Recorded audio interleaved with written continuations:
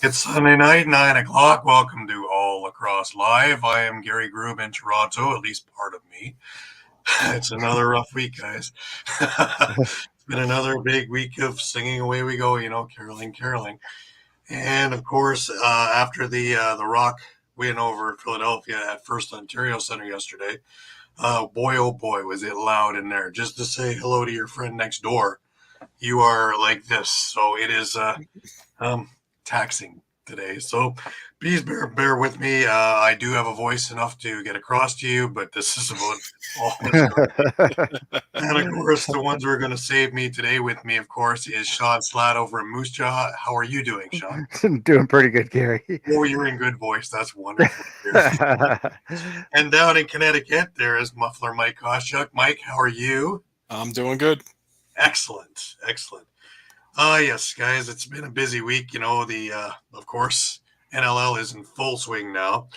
Eduardo is with us. Good to have you, Eduardo. Coming to us, of course, from Jacksonville, Florida. For any of those who want to catch up with Eduardo and maybe bring him some tea. We love you, Eduardo. Thank you very much for your article, and it was great. And away we go. Just a reminder to everybody before we get rolling that all of our shows are streamed live across Facebook, Twitter, YouTube, and also Twitch. And you can catch all the action on EOPsports.com. Remember to hit the subscribe, follow, and like buttons, and always share. As you can see, as always, we have a huge amount of shows for everybody on everything. Please enjoy our affiliates, the Broad Street Bully Podcast, Philly Press Box Radio, Edge of Philly Sports Live, Bird's Eye Q, Patterson Avenue Fanatics, Talking Philly Sports with Matty B, Devereaux Sports, Painted Lions, Party on Broad, and of course, Steel Steps. And that reminds me that Pat will be with us probably at the halftime point of the Eagles-Dallas game to talk a little bit about the Philadelphia showing last night. If you missed a show, no worries. You can grab all the podcasts on all the major podcasting companies, which include Amazon, iTunes, Google Play, TuneIn, Stitcher, and Spotify. And remember, you can stay up to date with all sports by visiting EOPsports.com with great articles from our huge staff of contributors. While you're there, please subscribe to our newsletter. Also, you can catch us and everybody else on the EOP YouTube page. And if you're looking for our show in particular, you can catch us on All Across All the Time YouTube page. While you're there, please subscribe. We'd love it. There's a lot of stuff there, interviews, retro games. A few more went up last week as well. I believe it was 2 mill games, one from 95 and one from 97, one from the old Buffalo Memorial Auditorium, and one from the KeyBank Center, both against Philadelphia in different eras and different times. Really interesting to see today's coaches in yesterday's playing and what they went through to get to where they are. And amazed that some of them can still speak with the hitting and crunching. If you think this is rough, you should just have a look at some of those mill games. They are incredible. Simply put, a change of position back then might get you a 4-game suspension now. It's just that simple. Before we go any further, I want to wish all of our Jewish friends, fans, and colleagues a happy Hanukkah. It's the best one I got for you guys. I love it. A little bit of lacrosse news. The new Westminster Salmon Bellies announced that they have a new president. Ray Porcelato has been appointed as president.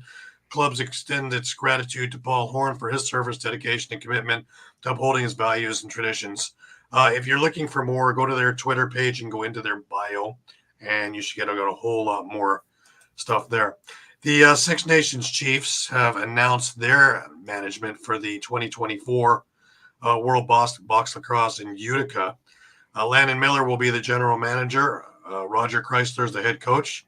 Stu Montour's assistant coach, Mike Kersey, assistant coach, and Bruce Codd, assistant coach. And that is one heck of a bunch of people. Yeah. Now, Six Nations made more news this week with Joe Biden putting his support behind it. We have his clip. Lacrosse will once again be an official Olympic sport.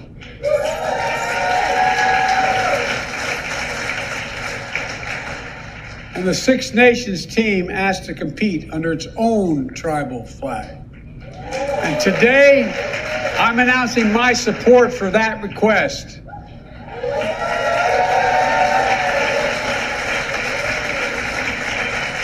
Their ancestors invented the game. They perfected it for a millennia.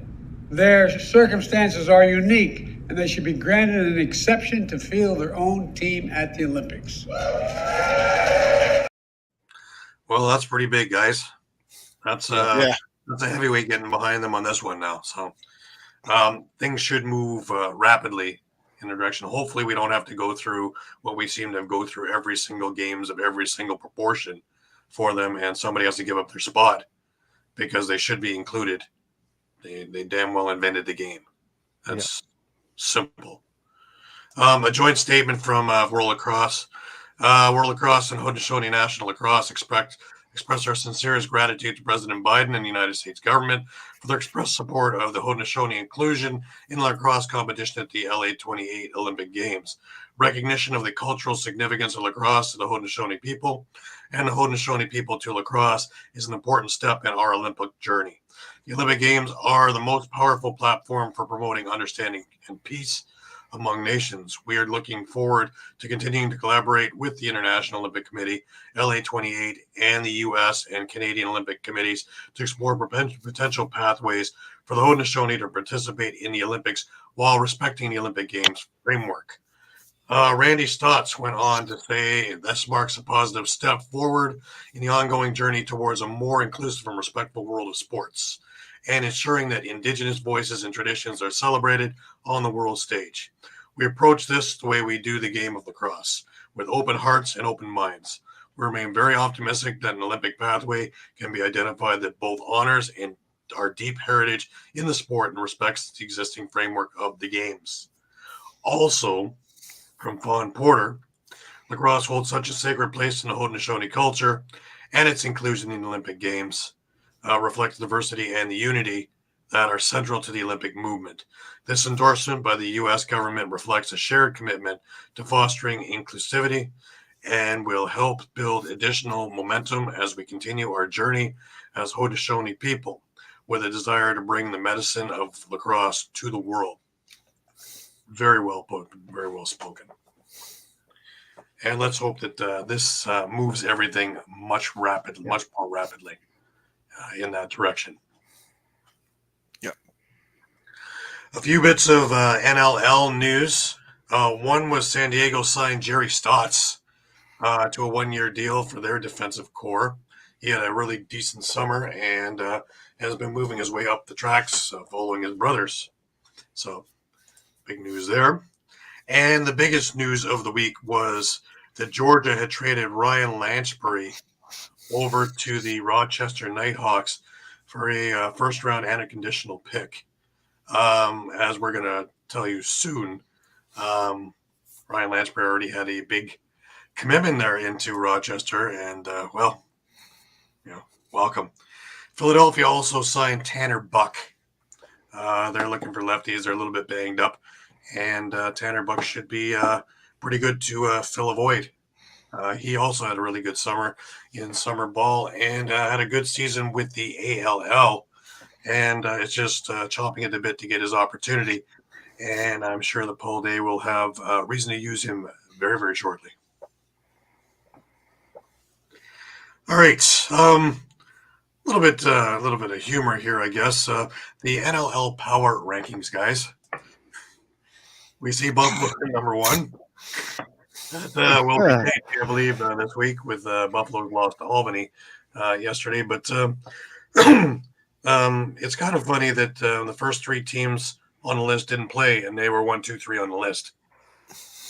I can't fathom the idea behind that one. Actually, the first out of the first four out of five didn't play last week, and they're taking up the top spots.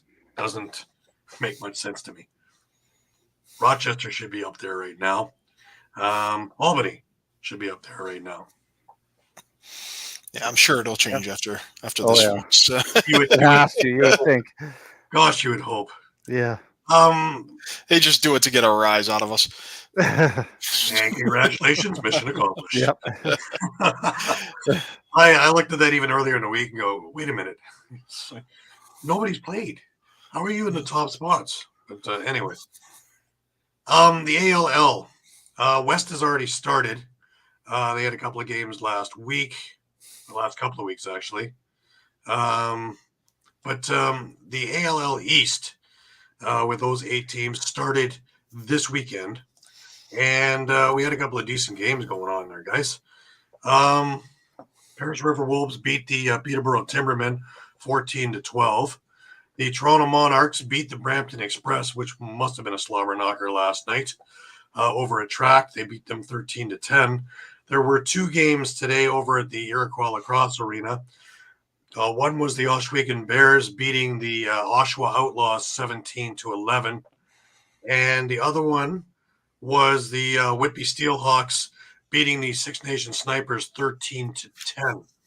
Now, when you look at some of these lineups, you will see an awful lot of, as we discussed, NLL players that are ramping through these lineups because, once again, there is no place for them to play. So kudos to the ALL for actually being there, that they actually can do this. And we're going to see some really, really great games. Upcoming next week, Friday night, you have the Six Nations Snipers in Brampton, and all things going correct, I will be at that game. With the Rock having a bye next weekend. Also, the Peterborough Timbermen will be in Oshawa on Saturday at 1 o'clock. And the Oswego Bears will also be in Oshawa for the 5 o'clock game against the Whitby Steelhawks. And I should be in Oshawa for one, if not both of those games. On the Sunday, you will have the Toronto Monarchs at the ILA against the Paris River Wolves. I believe it's at the ILA. It is. And you have the... I lost my screen. And you have the... I think that's it. That's the only game next week. The ILA. And then we have a game on Saturday, December the 23rd, for those of you looking for some Christmas fun, where the Steelhawks are playing the Timbermen, and the Outlaws are playing the Monarchs. One will be a track, and one will be in Millbrook. Just a brief little look at the ALL West from this weekend. The Blackfish beat the Grizzlies 19-10, and the Eagles beat the Sea Spray 14-11. They have a couple of games next Sunday as well. Sea Spray are going to play the Blackfish at 1 p.m. Pacific, and the Grizzlies will be playing the Eagles at 4 p.m. Pacific. Those are at the Langley Event Center. Well, guys, you know what time it is, eh? It's time to show our pick'ems. A little bit better, guys, a little bit better. I thought I was having a 5-1 week until Panther City melted down with 0.1 second left to let Vegas back in the game to tie it and then lose in overtime. So as we see this week, Pat had a little bit more of a human week. He went 2-4. I went 4-2. Mike and Shawn both 3-3, and Eduardo at 2-4, which year to date gives us Pat and I tied in first at 6-5. Muffler and Shawn tied at 5-6, and Eduardo chomping at their heels at 3-8. Next week there'll be 5 games, guys. Don't worry, we have a chance. A lot of lacrosse still. An awful lot of lacrosse, guys. An awful lot of lacrosse. I just want to remind everybody this part of our show is brought to you by Dolan's. All right, guys, when you're staying local and you want to watch a great game or just hang out with some great people, make sure to go to Dolan's Bar at 24 East Sellers Avenue at Ridley Park. Right off of I-95, south of Philadelphia Airport, Dolan's Bar is the place to be. Great music, great times, memorabilia giveaways, great drinks, and even better food. You never know when a former Philly sports icon walks through the door. You got to go to Dolan's, 24 East Sellers Ave at Ridley Park. Tell PJ that EOP sent you. Go to dolansbar.com or follow them on Twitter, Facebook, Instagram, or even TikTok. We'll see you there for the game. Absolutely. And as Eduardo puts up, it's a very competitive 3-8. Yep. That's what I like to see, is when you can have a little bit of humor with yourself, because this is just fun and festivity. By the way, folks, if you are keeping score and you are looking about the Eagles, Dallas is up 10-3 about 6 minutes into the second quarter. You know, us here being good team guys, we're trying. Fly, Eagles, fly.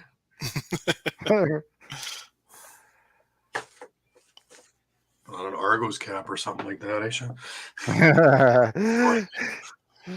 Well, Sean's trying to cover as many parts of the gamut as he can possibly do. We see Saskatchewan. I think there's a Brampton shirt up there. We got a Calgary shirt. Brampton, there's Calgary. I got Toronto back there. We got a Minnesota Georgia. Swarm or Georgia Swarm cap on. Mike, of course, is going to rub it into all of us that he was right both weeks with Albany. Yeah. Me, I just have every team who possibly ever gave me a cap, which includes the NFL. God, yes. Well, hey, I dug out the other, the Rock, yeah. Rocco.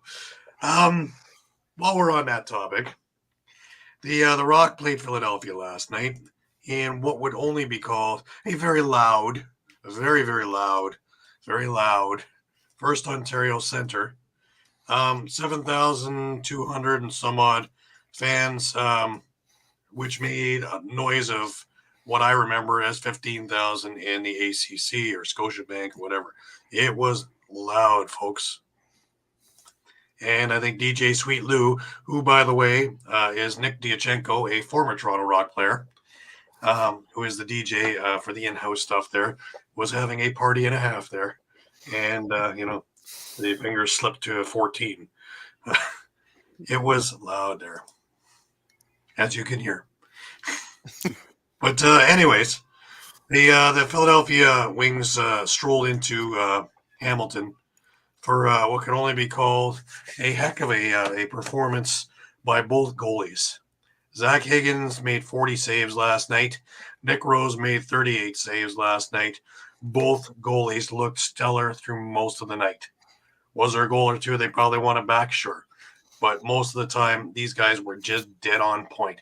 And, that first quarter, for the majority of it, was, 2-0 Philadelphia. And the Toronto offense never really got cooking until the second quarter.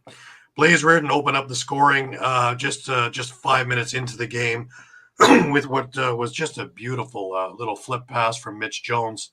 And as Pat likes to call him, the bulldozer went forward in, and he had a beautiful goal out of that. Joe Resetarits got the next goal for Philadelphia, and this one was a strange one, guys. If you have a look at the highlights, this one was a shot from Mitch Jones off the back glass, and the carom went right to Resetarits on the other side, who had a yawning open net. And he did not miss. So could Nick Rose do anything about this? No. I'm sure some Nick Rose haters out there go, well, he could. No, he couldn't. 2-0 Philadelphia. About 3 minutes left in the quarter, the Toronto Rock transition game came to life. First on a long lead pass from Nick Rose to Josh Jubenville, who had a beautiful laser shot to the short side. Beat Zach Higgins, and then not 45, 50 seconds later, Brad Cree with it was about 9 seconds later, was off the faceoff. Erlin over to Mitch Desnew. Desnew saw Cree, and Cree wired a shot off the far corner in, and it was 2-2, and that's the way the first quarter ended. Absolute finesse filled. There was no penalties to discuss. Only one during the second quarter as well. Then things got a little stranger, but Eduardo had to watch that replay 4 times. It's true. It just was amazing. Moving into the next part of it, Sam LeClaire gave the Wings the lead again, and then the Mark Matthews show began. For anybody who thinks that Mark Matthews is over the hill, Anybody thinks that the Rock got ripped off for giving up too much for him? Mark Matthews looks like a 25-year-old out there, and he's moving fleet of foot. In fact, I have a clip of one of his goals. But first of all, Matthews completed a Mitch the Snoo pass to tie the game up, and then about 45 seconds later, took a Dan Lintner pass and wired an absolute rope that just went through Zach Higgins for the Rock's first lead of the night. Dan Craig quick stick to Challen Rogers pass to make it 5-3. Mitch Armstrong then got one back unassisted for Philadelphia, his first NLL goal, and a beauty to boot. Mark Matthews then came back with a shorthanded goal off a Dan Lintner pass with about 5 minutes left in the second quarter, 6-4 Toronto. On that same power play for Philadelphia, Mitch Jones did convert off a Joe Resetarits pass, and it was 6-5. We have a game, guys. It was nip and tuck, and this was a track meet. Both teams wanted to show how quick they got over the off season, and things were just up. It was like watching NASCAR. It was like back and forth. And Justin Martin, now we've talked about this a few times, eh? He got his first NLL goal. This guy, you want to talk about speed? Wow, he's like the road runner. There he goes. But he got another transition goal for Toronto off a Mitch the Snoo pass with just under 2 minutes left to make it 7-5. And Dan Craig, 45 seconds later, fired an absolute rope also that I'm sure was one of the shots that Higgins wanted back. But he beat Higgins off a Corey Small feed with just over a minute left in the half. And that's the way the first half ended with 8-5 Toronto. And again, only one penalty in the half and then one penalty at the final play, which came at the 15-minute mark to start the third quarter on the power play for Toronto. That was it. So just an absolutely finesseful first half. Really great to watch, too, to see these teams just do everything. And watching, I believe the shots were 29-20 in favor of Toronto at the half. And Higgins was lights out. Absolutely lights out on a lot of those saves. He was, I don't know, he was in the splits, I don't know how many times, making saves from one end to the other. So remember that Toronto still doesn't have Chris Corbeil. It doesn't have Tom Schreiber. It doesn't have a few players in their lineup. Cam Milligan is still, he's part of the practice squad, so he's waiting for his chance.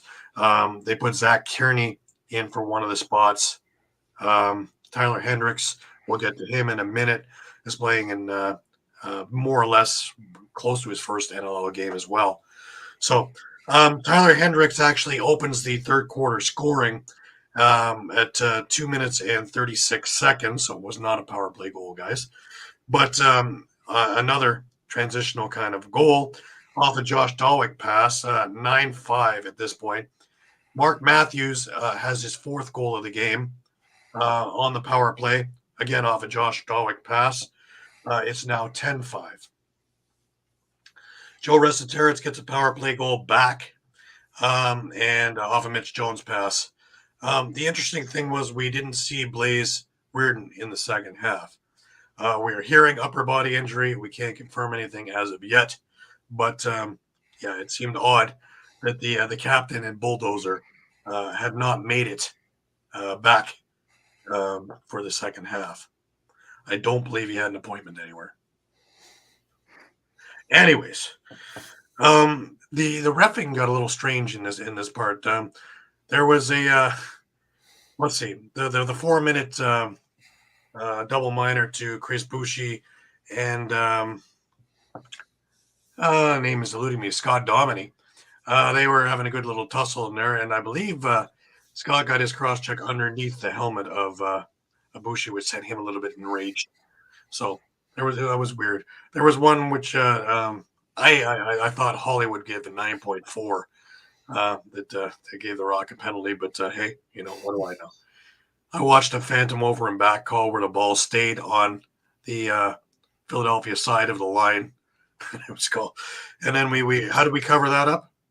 Well, we call for the 5 minute TV timeout. So, Anyways, moving along. The fourth quarter only had 2 goals in it. Phil Mazuka in transition. He is another human highlight reel. And for Toronto, and he had a couple of these goals last year. And once again, every time he touches that ball, he's explosive, and he gets better every single game. Very strong on defense now, and an integral part of that number 1 defense in the league. And of course, the ministers of defense were right on point. They disrupted Philadelphia left, right, and center. Mitch Desnew, Brad Cree, Josh Jubenville, that whole lineup just absolutely went nuts on them, and they couldn't breathe. With just under 2 minutes left in the game, Taggart Clark got one off a Tate Camponi pass. That was his very first NLL goal. And that brings you your final of 11-7. What can I say about the Rock? They played a very, very well-rounded game. Their transition game is scary good. When their offense is bottled up, the transition is woken up. Jamie Dawick, the owner and GM, made a specific mention that we weren't good enough last year, and we've made changes to rectify this year. So we will see how this goes. The next time they play, though, it's weird. They had a bye week in week 1. They have a bye week next week, and they play in Panther City on the 22nd. And for those of you who are, what can I say? Those of you who are in the Toronto area, December 30th, 1, it's a 4 p.m. game local time. And 2, Monster Truck is the halftime show guest. So for you Rock fans, man, I like Monster Truck, man. That's worth the price of admission right there. But you're going to get to see the Rock again, and they're exciting. They are very quick, very, I can't say young team, but they are a great mix of veteran leadership like Mark Matthews and a lot of younger guys like the Josh Jubenvilles, who still, they've had 3 or 4 years in the league. Just to before I move on to the next game, I just want to put across the what I thought was the goal of the week, but there's a few of them in there that could be in for that category. Mark Matthews, are you kidding me? The grab, the finish, pure filth from the former NLL MVP. And yeah, soft hands or what, but that's courtesy of the NLL Instagram for that clip. I did all this work here to put these things up, and might as well do it, right? Yes, it Rock win. Mark Matthews 4 goals debut win with Toronto. He certainly introduced himself as the mailman, delivering 4 goals and winning. So I kept hearing that last night. Mark Matthews delivers as the mailman. So why don't we move on, Mike? We can move on to Albany. And this surprise thing here, Alex Simmons scores 5 as Firewolves upset the defending champion 17-13. Yeah, and second year in a row, actually, that Buffalo has opened their season with a loss to Albany. Last year it was in Buffalo, believe it or not. But this year it was in Albany. It's actually Albany's first win at home since unfortunately, since 2 seasons ago. They managed to go 0-9. Yeah, they managed to go 0-9 at home last season. Their 3 wins were all on the road last year. But now, were you at the game, Mike? I was not at the game. No, because I noticed an awful lot of more people than normal at an Albany game. And, the funny thing was they were wearing a lot of orange in there, though. They were. Unfortunately for them, they went home rather unhappy. I'd say the game got pretty chippy right away. I believe Buffalo picked up 35 penalty minutes total for the game, including 4 fighting majors. And actually, most of their penalty minutes were actually assessed to offensive players and not defensive players. That So, was a pretty good tussle between Sturos and Weiss. yeah. Yeah. So, not sure what, what exactly Albany did to get under their skin, but really, I think this was a matter of Albany just being really gritty and scrappy and not backing down. Right. Right. Yeah. They didn't allow Buffalo. Buffalo never got a run of more than 2 goals in the entire game. So, anytime Buffalo would score or respond, Albany would respond right back and kind of keep them at bay. So they led 10-6 at the half. Really scoring by committee. 5 guys had at least 2 goals each for Albany, led by Alex Simmons, who had 5 goals, 3 assists. Ethan Walker and Travis Longboat both had 2 and 5. Marshall Palace had a hat trick and an assist. Ty Kurtz had 2 goals and 3 assists. So spreading the wealth around, and it can't go without mentioning Joe Nardella returning. He had a pretty good tussle with McCulley. He did. He also won, I think, 22 out of 34 on faceoffs. So, yeah, it definitely is. He's definitely got an interesting skill set. Yeah. How he scored that goal. I mean, she scored a goal at the end of the first quarter. Ty Kurtz tried a behind the back shot that went wide of the net, bounced off the boards, and Powers picked it up with about 2 seconds left and was basically sitting on, what we would call goal line extended, right, in field, and just fired a shot and found a way to squeak it past Matt Vince at the narrowest of angles to tie up the game at 2 at the end of the quarter. And, the other bright spot I guess I'd give Albany is, they finally scored a power play goal after going 0 for 9 against Las Vegas last week. So, things are moving up, and right now they're sharing a lead atop the standings. And next week they believe they go to Philadelphia and the chance to match their win total from last year. So, yeah. Well, it's funny, you look at the Buffalo scoring there, and the usual people are doing it. Chris Pluche, 4 goals and an assist. Token Aniko, 2 goals and 2 assists. Of course, Josh Byrne, 2 goals, 7 assists. Dane Smith, a goal and 5 assists. Brandon Robinson, 2 goals and an assist. You almost look at that and go, hey, they had a pretty good game. And then you look at the rest of it and go, no, they did not. On the faceoff dot, Max Adler was not in the lineup, and they lost the faceoff battle 22-12. Already with Nardella in there, I think he would have had a tough time.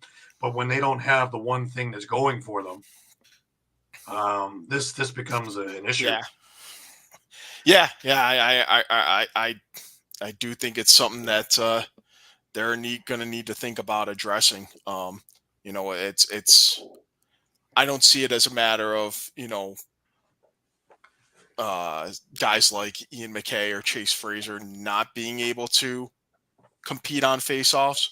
Right. But I would think John Tavares would rather have them, in other roles, on the face-off unit, either sprinting forward from the back line. I also found that Matt Vince looked quite uneasy in the nets last night.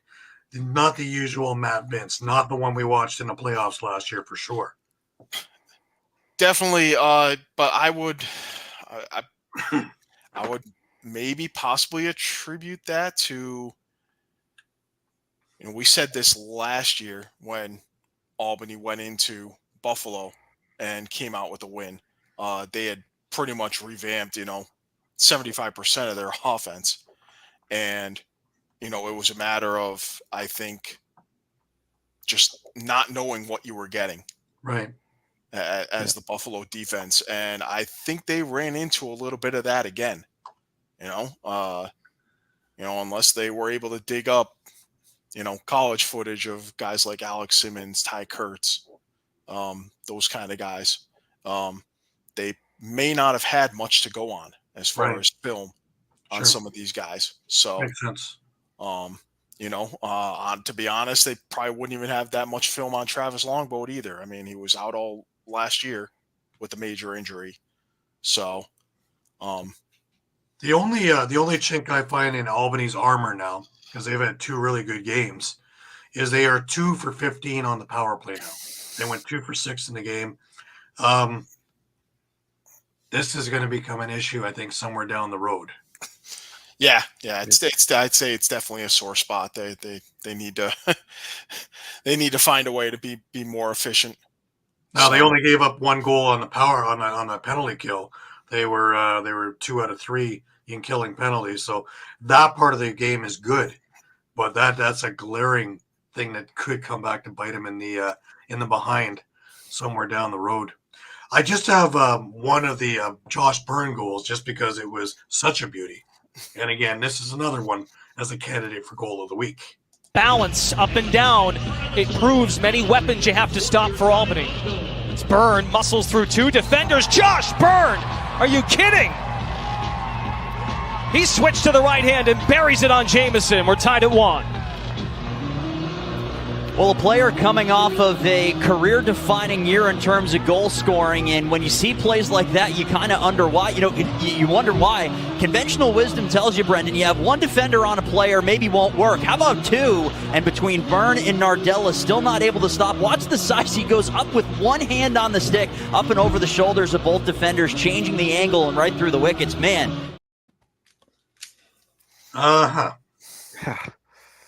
With your wrong hand, only one hand on the stick, and you put a bounce shot past one of the best goalies in the league. With 2 guys on you. Another day in the office. Yeah, just a normal day for Josh Byrne, and he just walked back to the bench and went, Anyways, Albany comes across with a big win, and they are now atop of the division. Atop of the league at 2-0. Let's move on. Let's go over to Rochester and Sask, Shawn. Home opener. Home opener for the Rush didn't quite go the way they wanted. 4 goals, 7 assists, jumping. Eh? Really, this was a back and forth game, though. I mean, I think I counted 12 lead changes, back and forth. There is a bit of news out of Rochester also is that Hartley, I believe, broke his hand in the pregame warm-up, and Hutchcraft had to start the game. Now, we already had him pulled last week, and Hutchcraft had to come in and wound up getting the win. So now Riley Hutchcraft is finally, even though we wish Ryan Hartley the best of speedy recoveries, Riley Hutchcraft is going to get his opportunity as a starter in the NL to see what he can really do. And I already know that. He looked good the other night there. He faced 50 shots and came out with the win still. Even, Frank Chiliano, he had a rough night in Halifax. Even he looked a lot better last night. He faced 56 shots in the loss, but still, I mean, he kept him in there the best they could. And, for the Rush, I mean, for a young team, I mean, they held their own against a really, really tough Rochester team. They had a 3-2 lead after the first quarter. Rochester went out to a 7-5 lead late in the second. Clark Walter scored with 1:19 on the clock. And then Robert Church scored with just over 2 seconds left before the half to tie up the game. So we're tied at the half. Really, what this game came down to was Ryan Smith scored in the fourth quarter with about 4:11 left, which tied the game 14-14. After the whistle, Bobby Kidd III took a swing at one of the Rochester players, got the dead ball foul. Kyle Waters scores on the power play, and that's your game winner with just over 2 minutes left. So it really came down to just those mental mistakes of a young team. Because they have a 16th goal with empty netter by Mitch Ogilvie. So it really came down to that one goal. I know Coach Quinlan wasn't too happy too. They gave up some 3-goal runs as well. But as you mentioned for the Nighthawks, Connor Fields had a 7-point night. Ryan Smith had a 6-point night. Lanchberry, as we mentioned, immediate impact with 2 goals and 2 assists. As for the Rush, Zach Mans has his second straight 6-point night, actually. The second time he's had a hat trick as well. So it's funny, we're talking about Mark Matthews, and in that trade, I think we had both winners on that one. Absolutely. In fact, excuse me, we have the clip of all 3 of Zach Mann's goals. Little bit of experience. They're a fairly young group. He's got some experience and some toughness back there, Cody. Church for Mans. Mans high to low, scores! His 4th of the season.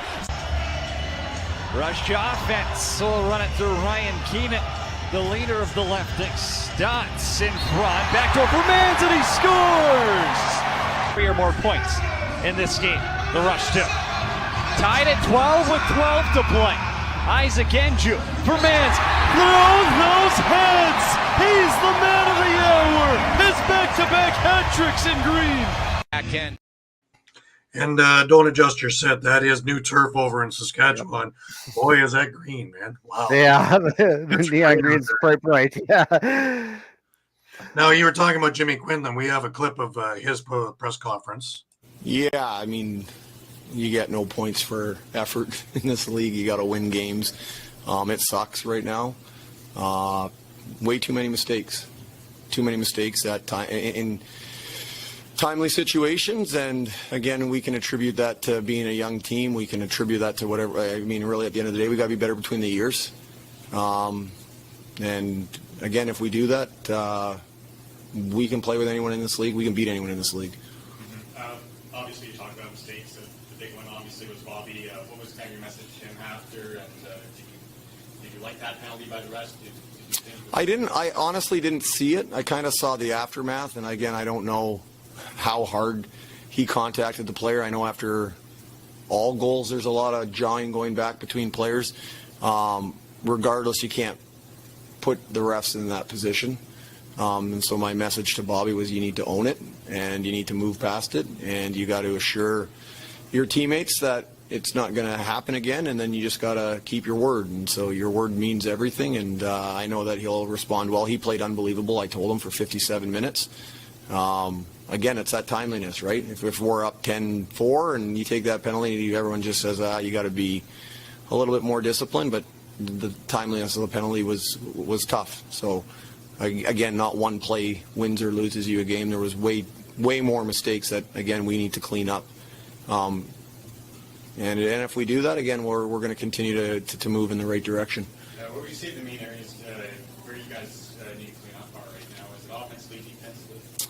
I think it's just a lot of the little things in terms of, like asking the guys to take good shots in the fourth quarter, and perhaps we need to really define that to the players. We want to play fast, but at the same time, we want to take good shots. That makes a lot of sense. And, timing is everything. We've always said that. Yep. And, they're 0-2 right now, but, both games, they could have been easily 2-0. Yeah. And one stat I want to throw out there, too, if I can, is sure. Jake Boudreau. He had 2 goals and 2 assists and 13 loose balls. He's starting to prove himself as that elite kind of defense and transition player now, I think, where they're really relying on him. As I mentioned to you guys during that game, like with this Rush team, if you're caught flat-footed or getting slow off the bench, they are going to burn you down the field. Yeah, most definitely. All right, just before we move on, I want to remind everybody this part of our show is brought to you by Sherry's Ticket Town. All right, guys, it's time to talk about Sherry's Tickets. Sherry'sTickets.com is easy to use and has no hidden fees. The price you see is the price you pay. Pay less and play more with Sherry'sTickets.com. Save even more by using the exclusive promo code EOP10. That's EOP10. Do not pay hidden fees and save 10%. Why use any other ticket reseller and get those hard-to-come-by tickets to the big game? If you need a more personal touch, give them a call at 610-494-5050. That's 610-494-5050. Sherry'sTickets.com also has great theater and concert tickets that are hard to get your hands on. Remember, do not overpay and save with the best at Sherry'sTickets.com. Save 10% using the promo code EOP10. That's EOP10. You'll thank us later. Sherry'sTickets.com. Absolutely. So if you're needing tickets to anything, you want to get to Sherry'sTickets.com. All right, guys, we got to get on to our Colorado against Georgia game. And funny enough, all of us seem to get onto the Georgia bandwagon, even though Colorado was a finalist last year and the champion the year before, and really haven't changed much. Well, Ryan Lee's out of the lineup, but other than that, all the main things are in there. No Dylan Ward. But That was a little big. Just slide that in there. That's a big piece of that, I think. you put that in there, and then you put the Lyle Thompson show part of that in there, and maybe Seth Oaks to go with it, and there we go. You're looking at an evening of Lyle with 4 goals, 3 assists, doing Lyle Thompson-ish kind of things. Andrew Q with a goal and 4 assists. Shane Jackson, 3 goals and 2 assists. Jordan McIntosh, no goals but 4 assists. Who was it else? It was Seth Oaks, 3 goals and an assist as well. Jeremy Thompson had a goal. Brady Kiernan had a goal. This has become a very, very powerful lineup all around. And they gave Colorado fits through most of this game. They got out early. And, even though Eli McLaughlin got the first goal, really, Bombery tied it up. McLaughlin come back again. Then all of a sudden we got Thompson, Shane Jackson, and Andrew Q, and it's 4-2 for Georgia. Chris Wardle gets one back, but Jeremy Thompson scores in transition with just under 5 minutes left in the first, 5-3 after 1. Wardle brings it within 1. But Adam Wiedemann in transition off an Andrew Q feed, followed by Lyle Thompson off a Shane Jackson feed. And we're at 7-4. Connor Kelly gets one back, 7-5. And then it's all of Georgia the last couple of minutes of the half. Brady Kiernan, Lyle Thompson, and Shane Jackson. And it's 10-5 going into the half. And this all of a sudden becomes lopsided. Third quarter is more of a pitcher's duel, so to speak. Seth Oaks got a goal, making it 11-5. Connor Robinson gets one back but the halfway point of the quarter, and it's 11-6. The fourth quarter yielded a lot more action for everybody. Lyle Thompson, again, making it 12-6. Tyson Gibson and Dylan Kinnear bring it a little bit closer, but Seth Oaks makes it 13-8. Connor Kelly gets it to 13-9, but then Bombery, Seth Oaks, and Shane Jackson on the power play, and it's now 16-9. And for all intents and purposes, with just a couple of minutes left, this game is done. Connor Kelly, gets a power play goal with about a minute and a half left in the game. Your final score is 16-10. Guys, what do we have takeaways from this game? Mike? A lot of penalty minutes at the end of the game. Well, yes. I would suggest that Georgia is one that what we saw the second half of the season is the team that we're watching now. Dobson were great in net. This team is already gelled. They're doing stuff that a lot of teams don't do until mid-season. And they took a finalist and a former champion and basically rolled them in the sand. 16-10. Absolutely. And a couple of odd schedule quirks. They actually play Colorado again in 2 weeks in Denver. So that should be interesting to watch. Quite interesting, I'd say. But, Yeah. I do have one of Seth Oak's goals, and it's a nice little behind the back pass from Lyle. So keep your eyes peeled on this one. Oh, great look! Behind the back pass, and Seth Oakes puts one into the back of the net. Seth Oakes so very close to getting on the scoreboard. The tally sheet in first quarter action had 2 that nicked off the pipes. Now, finally, he's got his tally. Yeah, really nice job here. Let's see how they maneuver this. Little pick and roll almost, and then Oak showing the athleticism, keeping the feet out of the crease. Look at that pick and then the roll. Little Stockton to Malone back in the day on the... Tyler Carlson got undressed on that goal. What a pass by Lyle. Wow. That's something. Yeah, it was It's right on so the money, easy too. for him, eh? Yeah. It's just so easy. yeah, but just get to... Oh, okay. And it has been put in stone, etched. Yeah. Yeah, and I mean that'll be a way to put one of our shortlist contenders in an early hole. Certainly, if they Very much so, yes. if they sweep that series. But interestingly enough, the broadcast team noted the other quirk in their schedule, which is let's see, their next 12 games. 9 of them are away. That's painful. Yeah, that's rough. Yeah. So, but certainly if they're playing at this kind of level through their road schedule, and have themselves in a decent position when it comes time to make a playoff run, their last 5 games are going to be all home games. Mm-hmm.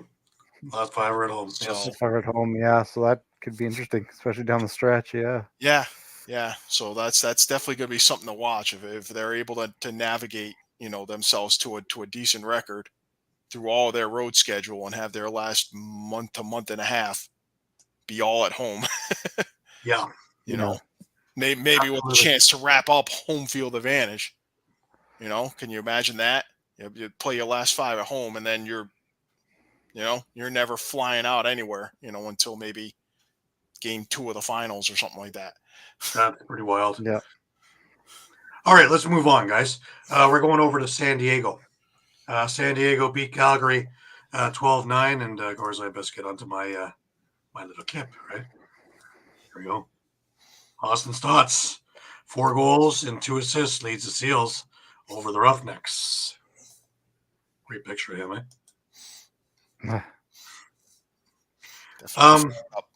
Yeah, go ahead, Mike.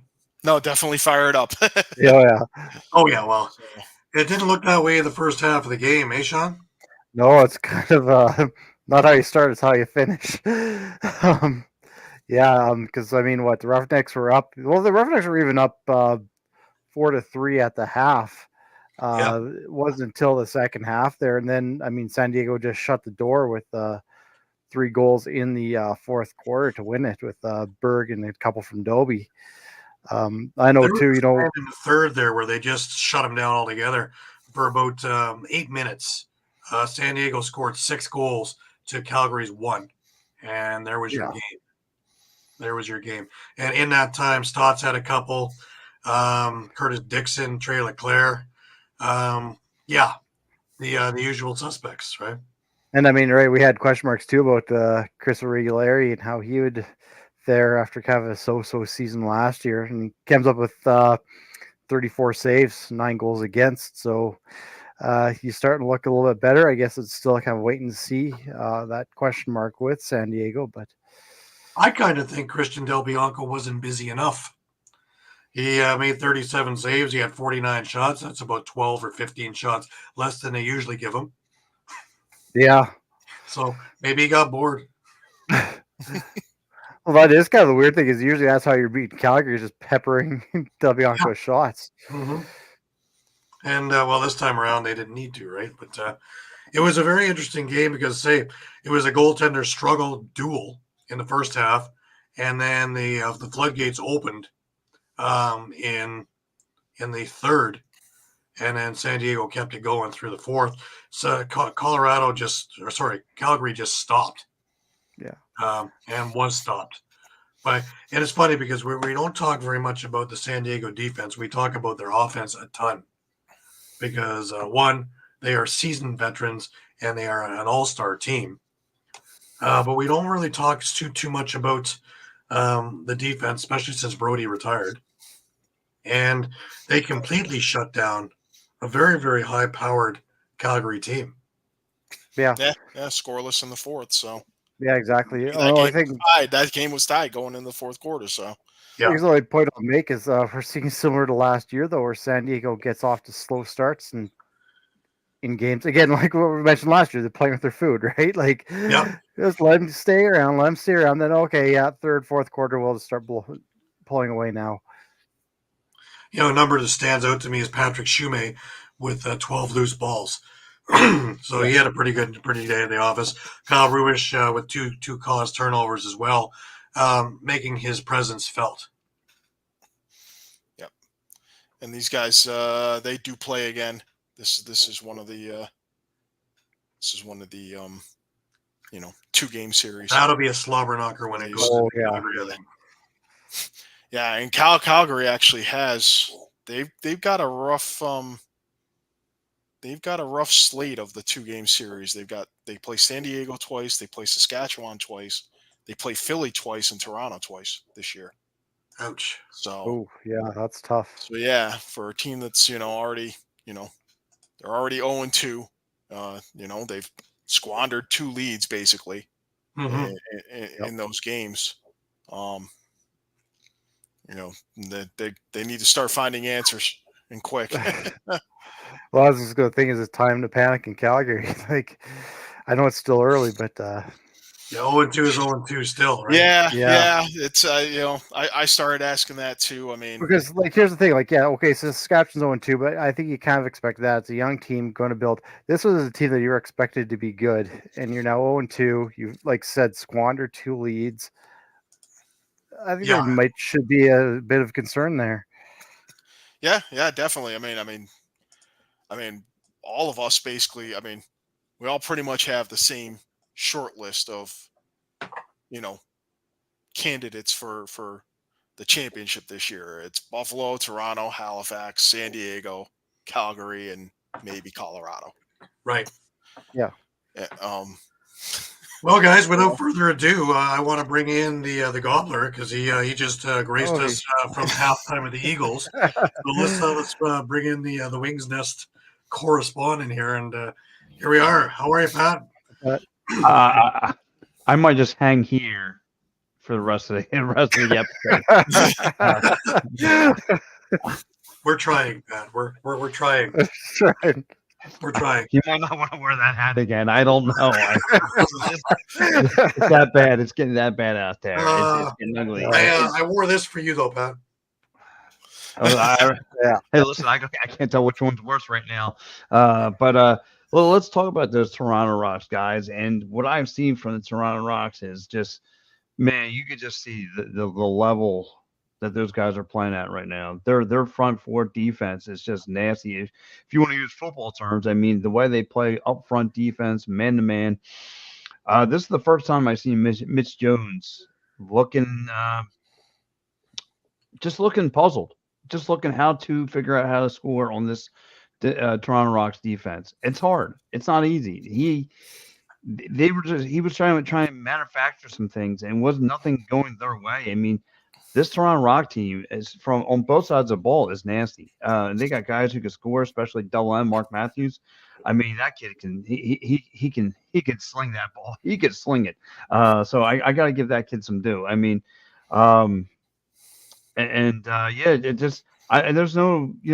It was just a tough day of the office. And like I said, I cannot chip away anymore about the Toronto Rock defense. It just, they were nasty. Well, their defense also became their transition too, which yielded quite a few goals and kept Philadelphia flat-footed a lot of the times.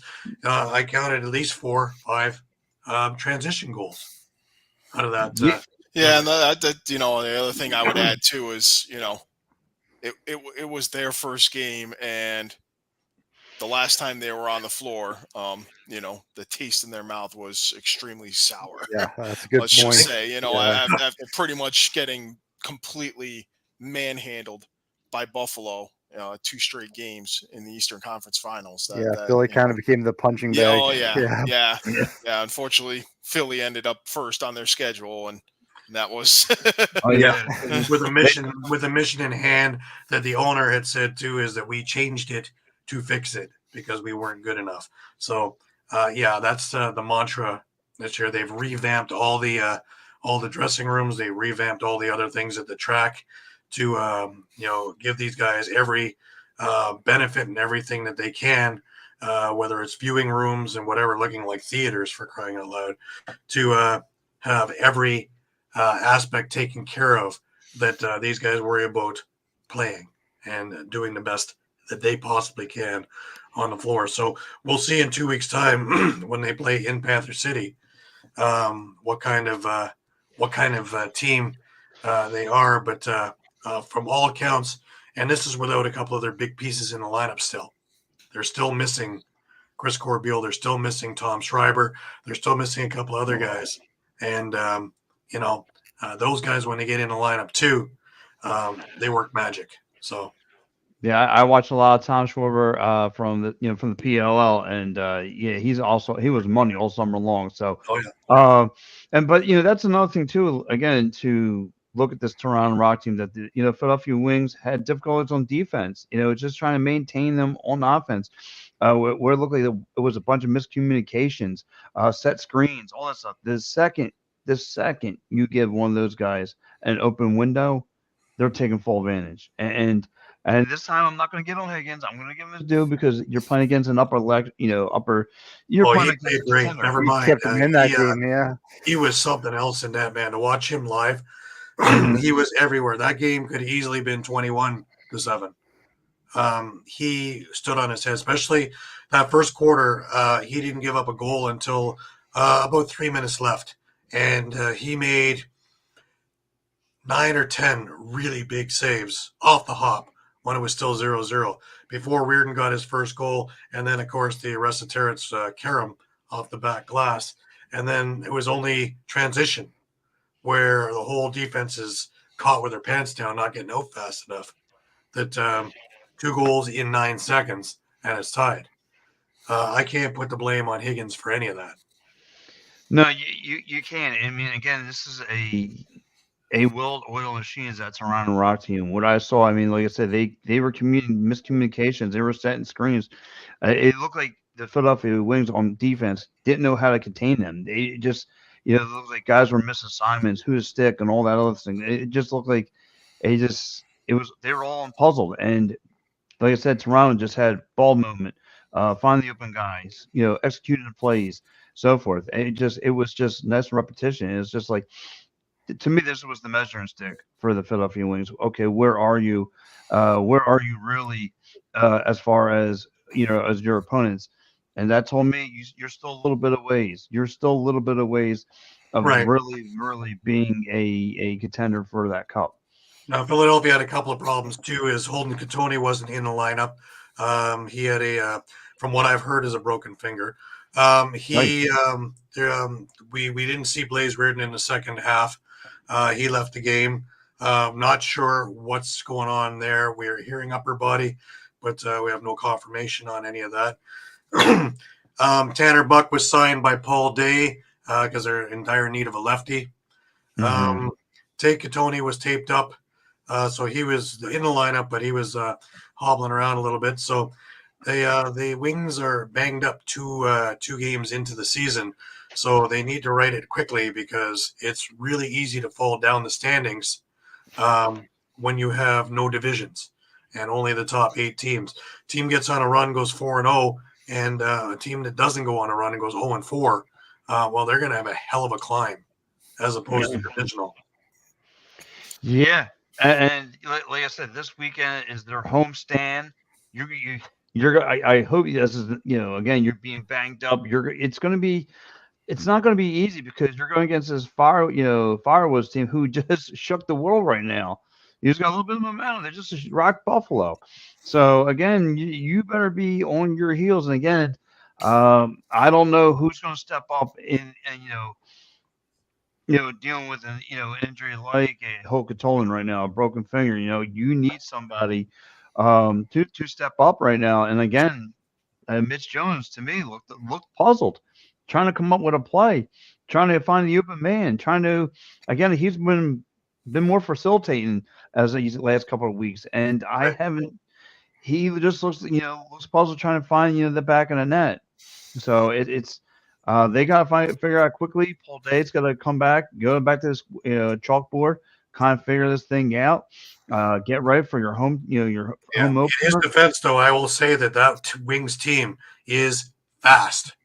The first half was a finesseful with one penalty and a half, and that thing was just end to end, both Toronto and Philadelphia, back, forth. I made a reference, it was like watching NASCAR. It's just back and forth and up and around. So they are a quick team. They are going to be a very good team. They just have to iron out a few things in there.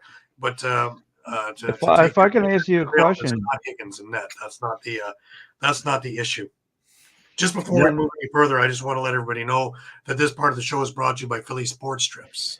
All right, guys, if you're a Philly sports fan and you want to travel with your favorite team, then travel with the best. Go to phillysportstrips.com. They have self-travel packages and full travel packages available with round-trip flights from the Philadelphia airport. Packages include direct flights, 4-night stays, all-inclusive tailgate parties, lower-level group tickets. Whatever you want, you got it with phillysportstrips.com. If you want to travel to an upcoming Phillies game, make sure you check out Philly Sports Trips. And do not forget, Philly Sports Trips has all the away trips for the Eagles' upcoming 2023 season. Jump on it now, because you do not want to lose out on all these great opportunities. Go to phillysportstrips.com.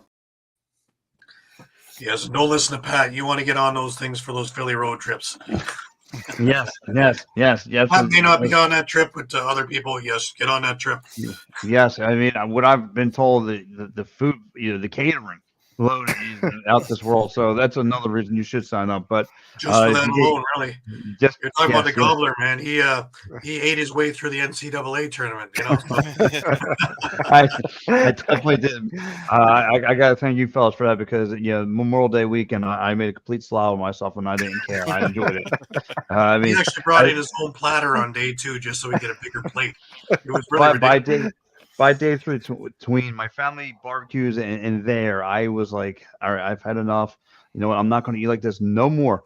I smell poor pork go right by me. I'm like, I got right on my seat. I'm like, you right there. The argument between my brain and belly were just constantly going to flow. And I was like, no, the belly's going to win on this one. So, but yeah, just like you said, real fast. So, Gary, how much, if Travis Batiste was in this lineup, would that make any more of a difference? Well, you take a look at the face-off stuff there, and I believe it was 17-4 or something, like some obtuse number that Isaiah Davis-Allen didn't stand a chance against T.D. Erlin, who is one of the best in the business. And Trevor Batiste and T.D. Erlin, well, the last time they met up, they were about 50-50. So, yeah, they would have a few more possessions, and Toronto would have a few less possessions. But I come back again, it was the transition game that killed Philadelphia. Yeah. They stopped the offense for a while. Of course, they got rolling with Mark Matthews with 4 goals and Dan Craig with a couple of goals.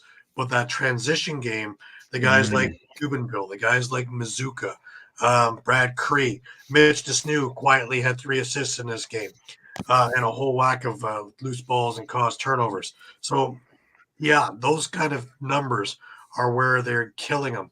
But this is where the effort needs to be put in to fix this up. And I'm definitely changing that kid's name from Mazuka. I'm changing that to Bazooka, because that dude was bazookas from some distance, and he was just fine in the back of the net. I was impressed. I was like, wow, look at that laser shot that man just hit. It was just absolutely nuts. So we're going to call him Mazuka the Bazooka, because that's what they do in Toronto. And, the funny thing is his dad sits basically across the road from me, a very mild-mannered man, very nice guy. And then, of course, Phil gets the ball and scores, and there we go. Yeah. I mean, Yeah, Phil's a great guy. He's a great kid, and he is just growing with this Rock defense.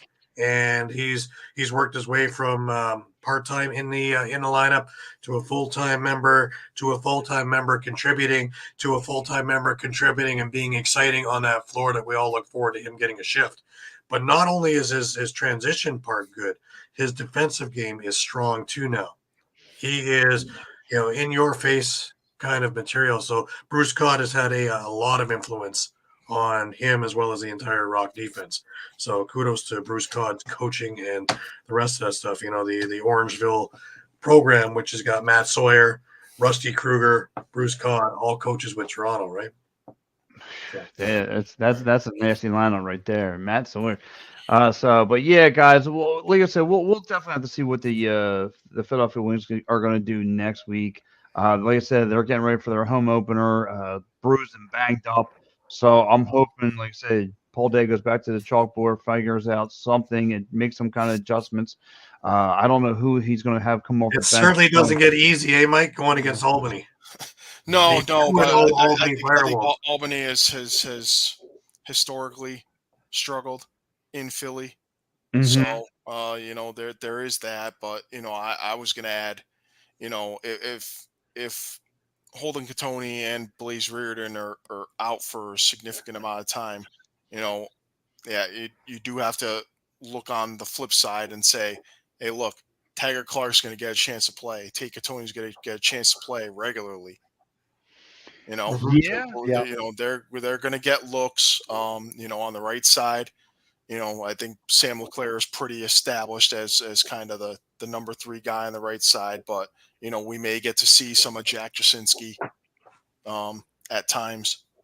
I hear Hunter Lemieux is available. So I hear Hunter Lemieux is available. Yeah, and you know what? I think that's was a part of their offensive game. Honestly, is when Blaze is again chucking like a bulldozer in front of that net. Again, when he's not there, and then you have to go to Plan B. And the Philadelphia Wings on Saturday night did not have a Plan B, and Toronto Rock didn't care, and they were just there to handle some business. So, yeah, I gotta give those guys kudos, man. So Toronto Rock guys, if you haven't faced them yet. Oh, they're coming. So again, they're going to be a tough team in the East. It's not going to be an easy out. So, but yeah. Well, I'm assuming, Pat, that you need to go back to take more of a shellacking over with the Eagle Cowboy game. Yes. The second half is just opened up, and okay. Well, we got one more game to cover. We'll go there. Yeah, let me go back to eating. I guess depressed eating. Oh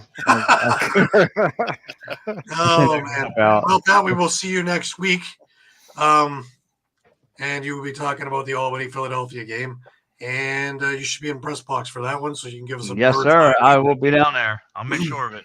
Absolutely. So, excellent. All right, fellas. Have a great one, Pat. That was Pat Pat. Bernard over in the Wings Nest.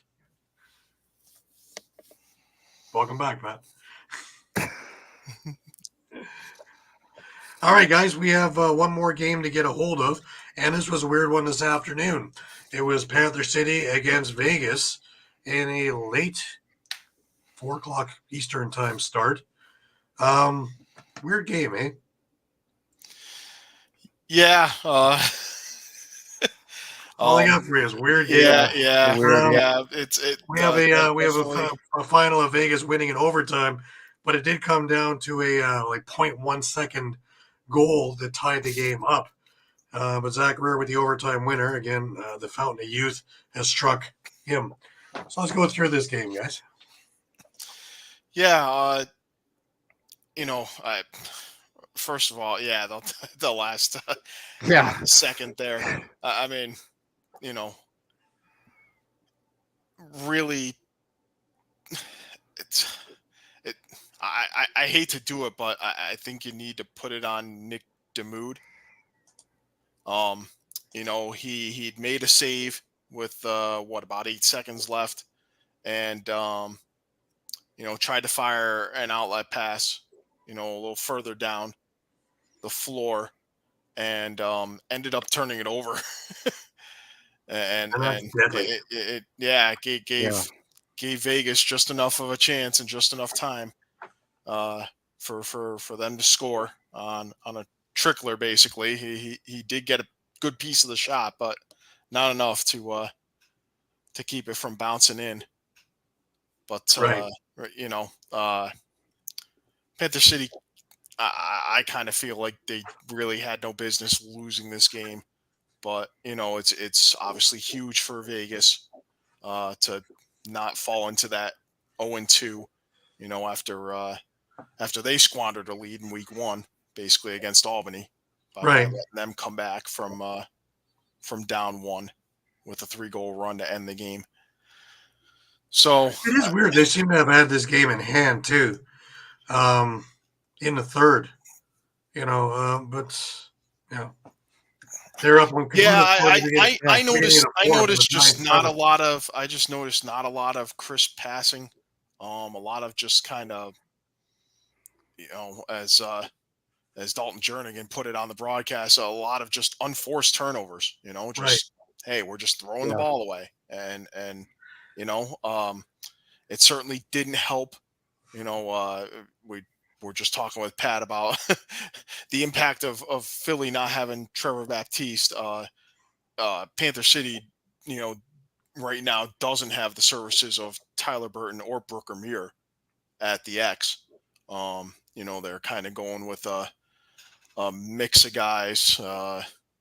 Evan Messenger, I think they're using Brandon Goodwin. They might be using Connor Sellers or Patrick Foley here and there. But they were going up against Zach Cole, and Cole had himself a pretty solid night, winning a vast majority of the draws right for the game, which, hey, that turns into possessions. And for a team like Vegas, they kind of need all the possessions they can get to be able to keep pace. Right. Not a whole lot of offense from either team. Rob Hellier had a hat trick. Casey Jackson had a couple of goals, and then sporadic. So Vegas is still trying to find their offense from somewhere. There's a lot of guys. They are running two. They are pretty much running two recent draft picks, and Sean Wesley and Dylan Watson. So that's definitely going to take some time to get them in the groove of the NLL game. All right. So that covers this week's games. Next week, we have 5 games on the slate. We have Saskatchewan facing Vegas. That'll be an interesting one because, Saskatchewan needs a victory. Simply. It's week 3. They have to get in the win column. And I think you're seeing improvements. Sorry, go ahead. So I was going to say, I think you're seeing improvements from this Rush team week to week. So that could be an interesting one. Yeah, and if Vegas is still looking for their offense, Saskatchewan can definitely score. There's no two ways about that. So Vegas better find a scoring punch and fast. Albany, Philadelphia, we've already talked about. That's going to be a very interesting one. Again, Philadelphia needs to find a win. I don't think they want to go down to 1-2, where you have teams that will be 3-0 in this league. Yeah, 1-2, and then they have to go to Halifax for the next game. So that's that's going to be. Now, this Halifax juggernaut that had this week off is going into New York, who had the week off, and we're going to see exactly what New York is made of, the new and improved New York Riptide. This Halifax team is on a mission. It's a championship or bust over there, and they certainly looked primed and ready in week 1 playing Saskatchewan, though they did have a hiccup near the end. That first quarter when they came out roaring with 9 goals, that was something else, and I don't think New York can withstand something like that, so their defense better be on point. San Diego and Buffalo, another interesting one. This would have one we would have circled last year, and now I have it circled for a different reason because, one, I think Buffalo got embarrassed yesterday, and number 2, I don't think that the defending champions want to go down 0-2 in the standings, especially when you have some of their compatriots already perfect still. Yep. Yeah. And our last game of the week is Georgia and Vancouver. Now, we've already talked about Georgia being the team that we saw in the second half of last year and really firing, it seems like, on all cylinders. The Lyle Thompson effect goes a long way to mending a lot of whatever is ailing. But Vancouver, we have heard so much about it. We watched the transformation of this team under Kurt Milosky. Wouldn't this be a feather in their cap if they knock off Georgia at home? It's a real good marketer to pull in people in the lower mainland over there into the arena. Absolutely. Yeah. So, and like everyone else, they, who's 0-1 or 0-2 right now, they don't want to fall into the same hole. Well, and two, like we're talking about the transformation, like this is probably going to show what Vancouver's made of now, right? Yeah, I don't think they have much of a choice in this one. They really need to get it going. Eduardo clutching a rosary. Your passion absolutely warms my heart. Just before we move any further, I just want to remind everybody this part of the show is brought to you by David R. Cherry and Associates. All right, guys, let's talk about Cherry Law Firm. If you get hurt at work in a motor vehicle accident, personal injury, or affected by criminal law, you got to call David R. Cherry of the Cherry Firm. Call 610-565-0300 or go to cherryinjurylaw.com. Let David R. Cherry fight for your rights. Again, that number is 610-565-0300. That's 610-565-0300 or go to cherryinjurylaw.com. Let David R. Cherry fight for your right. Absolutely. I know how much Mike likes to sue me, dog. So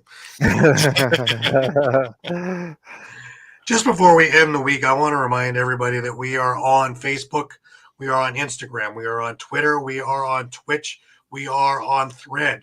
We are also on YouTube, in which we talked earlier. You can catch retro games, you can catch interviews, you can catch fights, you can catch almost anything there. And we're going to be using that a lot more as the season wears on, with some of the press conferences, some of the other things that are going on as well. Remember to come check us out a few times a day on Facebook, as well as to go to eopsports.com/lacrosse for all of our articles of all of the games from the past weekend, as well as ALL and power rankings from the ALL, because I am doing their media again this year. So it will be a busy, busy year with a lot of information coming out to all of you guys. So we really appreciate your patronage and for you being here week in, week out with us. Checking out all the leagues, not just the NLL, not just the MSL or WLA, all the leagues. We are there with our finger on the pulse of the situation for each and every one of you, and we appreciate you being with us. Any last words, Mike? Just looking forward to week 3, and it's going to be interesting to see. So, certain teams possibly on top, still undefeated. Certain teams maybe we expected to be doing better, sitting winless, and in an early hole. That early hole that we pretty much said no one wants to fall into. No, not at all. It's going to be tough to climb back out of. So absolutely. And Shawn, any last words? Yeah, same thing as looking for next week. Obviously, being out here in Saskatchewan, I feel like the team's kind of on this cusp of getting their first win. So fingers crossed, and yeah. Yeah, me, it'll be a lot of arena lacrosse next week because the Rock are on yet another bye week, which means that they're going to have a busy second half of the schedule when there are no bye weeks. But and they're on the road for everything, right? So the schedule makers are making me scratch my head a little bit. But anyways, so I'm looking forward to seeing some of the arena lacrosse stuff and seeing some of the lineups and seeing these guys in person, saying hi to some old friends as I'm doing the media for them. And remember that we are here every Sunday night at 9 p.m. Please tell your friends, tell your family, tell everybody, tell people you don't know. But let's really bolster this thing up and get her moving. And we will be in here with you guys week in, week out. For Shawn Slaght over in Moose Jaw and Muffler Mike over in Connecticut, I am Gary Groob in Toronto. Again, thanking you so much for being with us, and we will catch you again next week. And until then, keep your stick in your hands. Until then, bye-bye.